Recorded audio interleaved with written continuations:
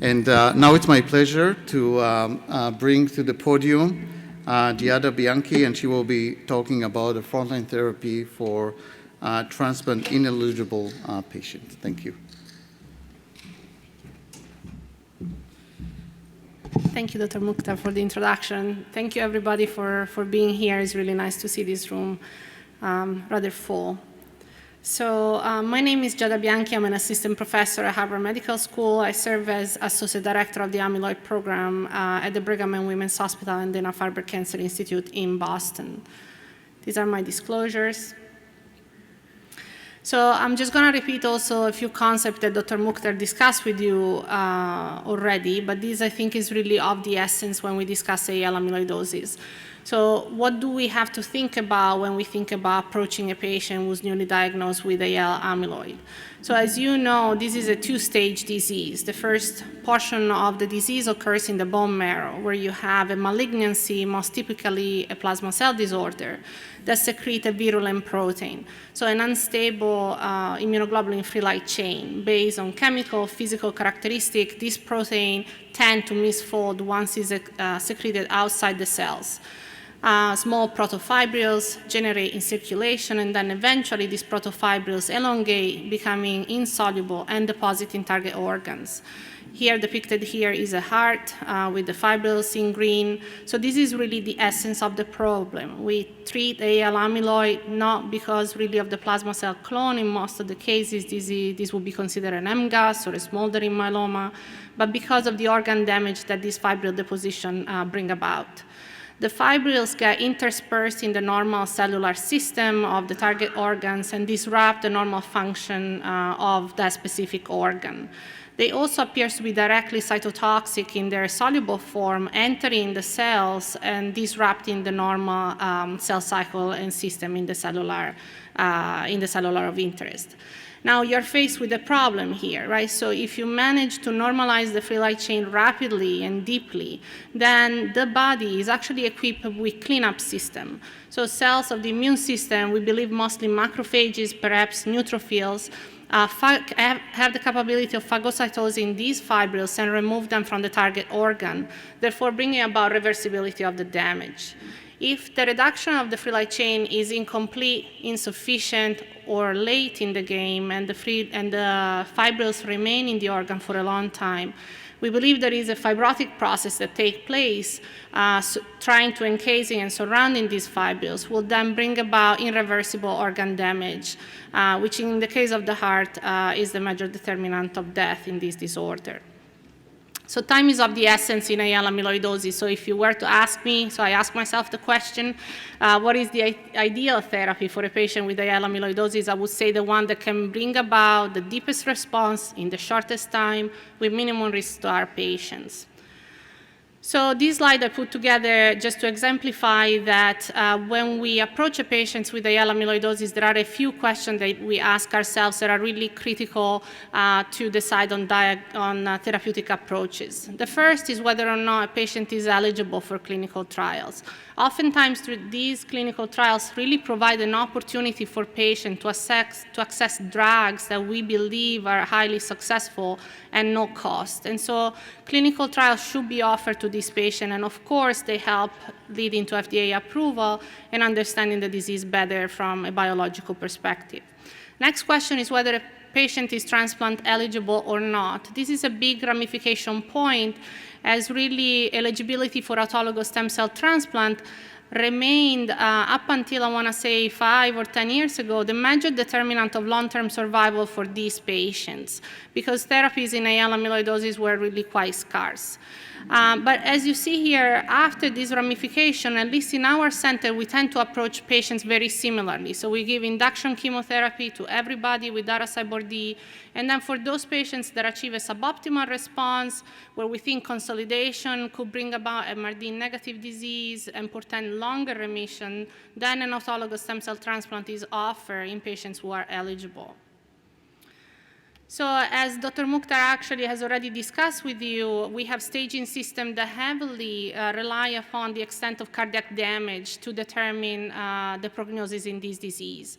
And if you were to compare the original Mayo 2004 staging, where the stage 3 was not divided in 3A, 3B, versus the revised European staging system of the Mayo 2004 that includes the breakdown of 3A versus 3B, versus the most recent Mayo Clinic staging that encompassed the delta of free light chain, you'll see that the staging system that actually capture best the early mortality, so the one that occurs from about time of diagnosis to about 6 months, that's the Mayo European modified staging, where we have 3B, 3A staging system that capture that population that has impending risk of death because of cardiac events.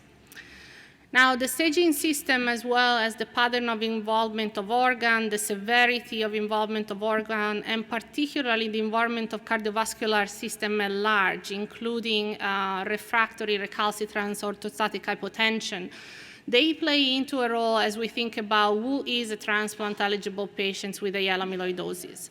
There has been a number of staging system or recommendation or guidelines for stratification regarding auto stem cell transplant eligibility that have come down from work led by the BU group, the Mayo Clinic, and the National Amyloidosis Center in the UK. We also put together with colleagues at Tufts our own criteria that we use to stratify patients for autologous stem cell transplant, but you see across all the staging system or criteria system, there are recurrent theme that reflects the clinical severity of this patient. This is important because when patients are not properly stratified for an auto stem cell transplant, the transplant-related mortality is high in patients that have advanced cardiac disease particularly. If you bring together all these considerations, we think roughly just about 20% of patients with AL amyloidosis would be candidate for an auto stem cell transplant at full dose melphalan 200 milligram meter square. So these lead us to talk about things other than auto stem cell transplant. And I pitched to you the question earlier than later. That's different what Eli has done. So my question for you is, like, if you think about daratumumab in AL amyloidosis, which one of the following is not true? Dara-CyBorD is FDA approved for cardiac stage 1 to 3A in AL amyloidosis. That's your option number A. Option number B, adding DARA to CyBorD improves hematological complete remission rate. C, adding DARA to CyBorD does not improve early survival in AL amyloidosis. D, DARA promotes macrophages-mediated amyloid clearance. And E, DARA may interfere with RBC cross-matching. So sorry, cast your vote.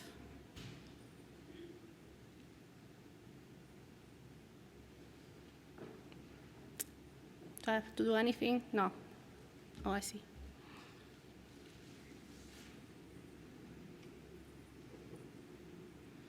Excellent. So this gives us a bit of food for thought, okay? So we're going to discuss and actually touch upon all these points.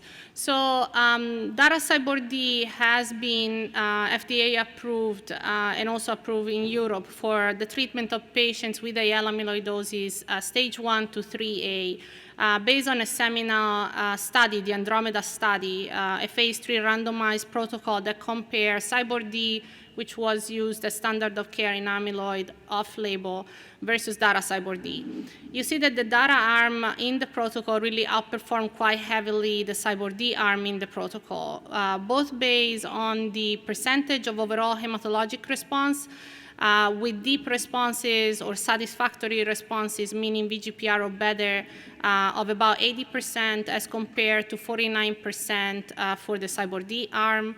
These responses that were considered satisfactory in terms of preserving continuous organ dysfunction translated in organ response both at the level of the heart and the kidney that was significantly improved by adding DARA to CyBorD. So you see 42% cardiac responses versus 2% in the CyBorD arm, 54% renal responses versus 27% in the CyBorD arm. And then if we look at a novel way that we can assess really the depth of the disease response by measuring deep suppression of the involved immunoglobulin-free light chain to less than 20 milligram liter, or a difference between the involved and uninvolved free light chain of less than 10, you can see that the DARA group really achieved this goal quite successfully. About 60 to 70% of patients have very deep suppression of the circulating in immunoglobulin free light chain as compared to 20-30% of CyBorD alone. Does this matter in terms of how these patients do long-term? The Andromeda protocol incorporated the major organ deterioration PFS as an endpoint of the protocol, which combined both the hematological progression-free survival with major dysfunction of crucial organ, namely heart and kidney. So any cause of death or achievement of end-stage renal or cardiac disease were incorporated in this curve.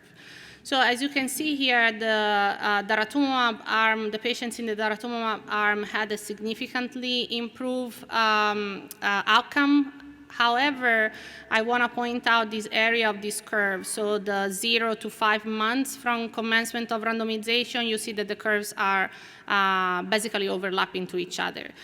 So daratumumab really does not affect the early mortality that is brought about by irreversible end-stage organ damage at the level of the heart. Daratumumab was also good across the board regardless of staging. Actually, with the signal, the patients with stage 3A appears to have a disproportionate benefit from adding daratumumab to their initial combination. And daratumumab was also able to overcome the negative prognostic factor of the translocation 11-14. So how about the 3B patients? These patients were excluded from this phase 3 protocol.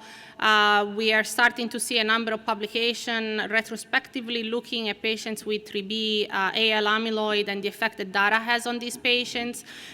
This is the experience of colleagues on the East Coast. This is the experience of colleagues in Europe. Using a daratumumab-containing regimen in patients newly diagnosed with AL amyloidosis induce very deep hematological remission here in the histograms with the red bar that translate also in cardiac responses with a significant decline in the NT-proBNP derived from use of this therapy.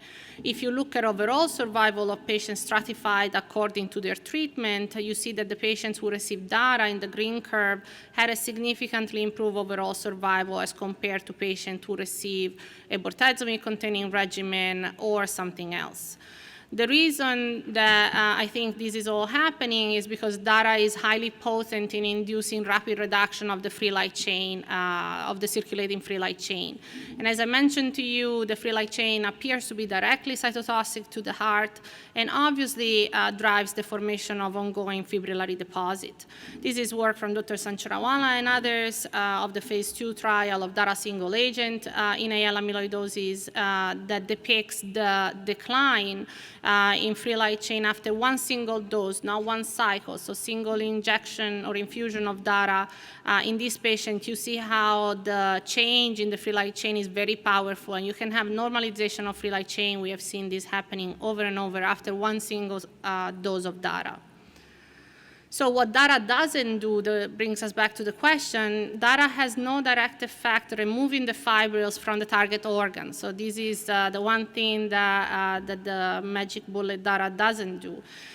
So this remains a large unmet medical need. As you recall, the early mortality is really driven by cardiac events. And so by irreversible cardiac damage and generally electromechanical dissociation and sudden cardiac death. So to attend to this major unmet clinical need, there has been significant research and development that have brought to our patients 3 distinct monoclonal antibody whose job is actually to bind to the amyloid fibrils and solicit those macrophages and other cells with phagocytic activity to come by and remove the amyloid from the target organs.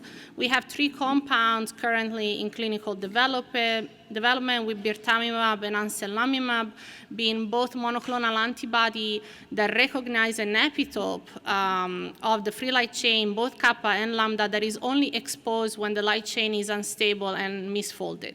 So this epitope is actually hidden in a light chain that is properly folded. And therefore, only recognize the misfolded free light chain, kappa and lambda, as well as the fibrillary deposits derived from both kappa and lambda light chain. Both these antibodies are in advanced stage of development, randomized phase 3 trial with anselamimab that has completed both trials for 3A and 3B patients, and the birtamimab study is currently ongoing.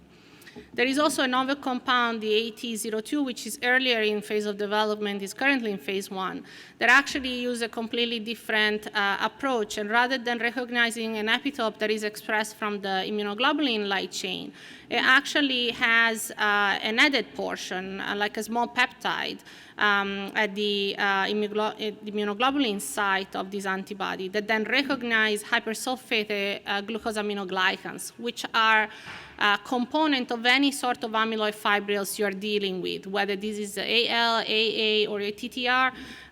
The fibrils have incorporated within the structure these hypersulfated glycosaminoglycans. So this is considered a pan-amyloid targeting antibody, and we're eagerly waiting how the result pan out.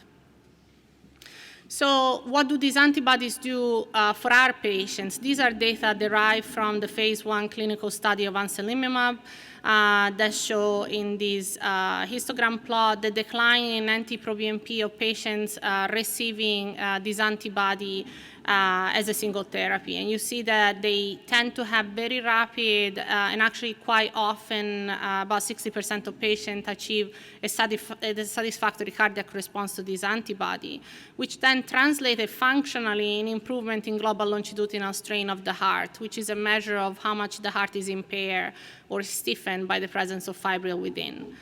These are overall survival curves that were just published, derived from a post-hoc analysis of the VITAL study. This was a phase 3 randomized study that focused on birtamimab use in stage 4 AL amyloidosis. The VITAL study was closed for futility. However, a post-hoc analysis and deeper assessment of the data showed that patients that had very advanced cardiac disease, so if you zone in only on the Mayo stage 4 patient, appears to derive benefit from the use of birtamimab in newly diagnosed AL amyloidosis. This was confirmed formally by this post-hoc analysis and provided the foundation for the AFFIRM-AL clinical study that is currently ongoing. So what next? If Dara-CyBorD fails our patients, or if patients relapse after the use of Dara-CyBorD, what is happening in amyloid therapies that target the plasma cell clone? So historically, we have continuously looked at multiple myeloma therapies with a lot of interest, as the cell that drives AL amyloidosis is very similar to the cell that drives multiple myeloma. Particularly, there is a lot of interest ongoing in targeting BCMA, which you all well know has become really a critical target for development of cellular immune therapies in multiple myeloma. I have outlined here in green therapies that are FDA approved in myeloma, in red therapies that are not FDA approved in myeloma. And so obviously there are a number of bispecific T-cell engagers that are either approved or in clinical trials in multiple myeloma, which we eagerly await to be challenged in the treatment of AL amyloidosis, as well as CAR T cells, 2 different compounds that target BCMA. And then there are the new antigens on the rise, so GPRC5D and FcRH5 that are in clinical development in myeloma, with talquetamab already approved and cevostamab in advanced clinical studies that could be also target for the treatment of AL amyloidosis. And finally, BCL2. So venetoclax, as you know, has been really a revolutionary drug in a number of hematological malignancy, including translocation 11-14 multiple myeloma. As translocation 11-14 is the most common translocation in AL amyloidosis, present in about 50 to 60% of patients, there is a lot of interest in clinical trials validating the use of venetoclax in this patient population. So this is based on experience that most of us have had using venetoclax off-label or using venetoclax in patients who have both multiple myeloma and AL amyloidosis off-label, where you can see very rapid decline in the free light chain and very rapid responses that in this one particular case actually translated quickly in MRD negative status and organ response in a patient that had had multiple line of treatment and primary refractory disease. In this swim plot, you also see that these responses to venetoclax used in combination with dexamethasone or other plasma cell-directed therapy can be quite long-lasting, and patients can derive extended benefit from the use of venetoclax if they carry an 11-14 translocation. Now, this is a retrospective study looking at like about 40 patients with AL amyloidosis treated with venetoclax. And as you can see here, consistent with what we have seen in multiple myeloma, the presence of a translocation 11-14 is really critical to guide responses. You see here about 80% of VGPR or better in patients carrying an 11-14, and about less than 40% in patients that do not carry an 11-14. These translate in a significant improvement in PFS in patients with an 11-14 translocation, and also a signal for significant improvement in OS. Now, you notice, though, that the response in non-translocation 11-14 was not zero, and so there is more to it than just the 11-14 translocation, and there is considerable work going into identifying predictive factor of response to venetoclax in patients who have plasma cell disorders. How about BCMA? So belantamab mafodotin, the antibody drug targeting that binds to BCMA, has been tried again off-label in AL amyloidosis with significant success and really no signal for added toxicity with the exception of what had already been seen in myeloma. And then, as I was mentioning, there is interest in using BiTE therapy. This is a slide coming from PEN of the use of teclistamab in patients with AL amyloidosis, where you can see the patients achieve very rapid responses that can be quite long-lasting. I invite you to visit a poster abstract tomorrow that can provide more data regarding these. And of course, we're looking forward for clinical trials of BiTEs in AL amyloidosis. Finally, I want to close introducing CAR T cells in AL amyloidosis. This is a clinical trial coming out from our colleagues in Israel with an academically developed BCMA targeting CAR T cells that was specifically designed to be administered in both myeloma and AL amyloidosis. These data were reported already, and there is an oral abstract that will be presented on Sunday with more extended data regarding their experience in AL amyloidosis with this compound. As you can see, patients that were enrolled on this study were actually quite ill, including patients with 3A cardiac staging and advanced heart failure symptoms, including NIA class 4 symptomatology. The molecule triggered achievement of complete remission in all patients that were reported at that point, including MRD negative disease at 30 days, and importantly, evidence of cardiac response based on NT-proBNP and improvement in NIA class symptoms. CRS was frequent, and including grade 3 events, and the duration of response, I think, is where we need to remain focused and understand how much this patient can derive in terms of extended response to these therapies.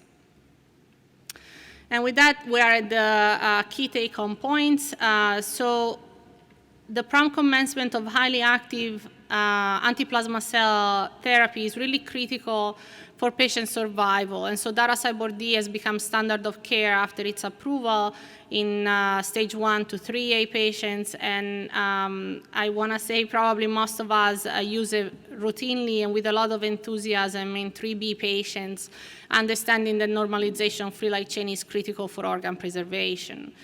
Currently approved therapy do not target, so we do not have any therapy that targets directly the fibrillary deposits. This is something that we have molecules in the development, with some in advanced stage of development, that could provide that unmet need of early mortality. Clinical trials of antifibrillary antibodies are ongoing, and we look forward to more clinical trials validating other therapies, such as BCMA targeting agent, as well as BCL2 targeting therapy in this patient population. I have a busy slide with acknowledgements, and we're going to read each line all together. Okay? I'm kidding, okay? Stay with me, stay with me. So I just want to thank you, the amyloid program at the Brigham and Women and Dana-Farber Cancer Institute, all the clinicians, the nursing staff, the research team, and colleagues across all specialty that really provides outstanding care for our patients. All my team in the lab at the Brigham was doing a lot of work specifically in identifying novel targets for amyloid. My chief, Nancy Berliner, my team, clinical leadership team at the Farber, Paul Richardson, Jacob Lobach. Particularly, I want to thank you for bearing with me, Dr. Zonder for the kind invitation, Ms. Hood because she has done an outstanding job bearing with us, providing slides, and primarily all the patients and their family who endure this disease with a lot of dignity and a lot of enthusiasm for paying back to future generation and all my funding agency. Thanks a lot.